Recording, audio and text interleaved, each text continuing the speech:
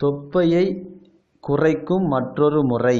இம்முறையில் நாம் பயன்படுத்துவது கொத்தமல்லி இலையாகும்.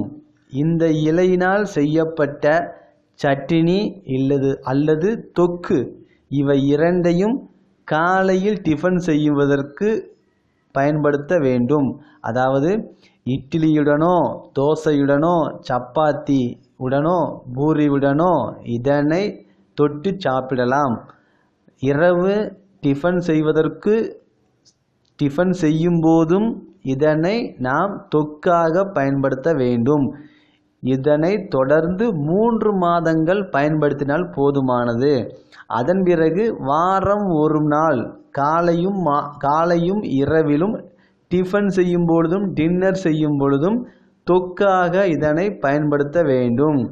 இம்முறையை தொடர்ந்து பயன்படுத்தும் பொழுது நம்முடைய சிறுகுடலின் வெப்பம் கட்டுப்படுத்தப்பட்டு சிறுகுடலிலுள்ள தேவையில்லாத கொழுப்புகள் உள்ளே இழுக்கப்பட்டு அமிலமாக மாற்றப்பட்டு நமக்கு சுகமான ஆரோக்கியமான நேரான உடலமைப்பை பெற்று சுகமாக வாழ வேண்டும். இதில் ஏதேனும் சந்தேகங்கள் இருப்பின் என்னை அழைக்கவும்.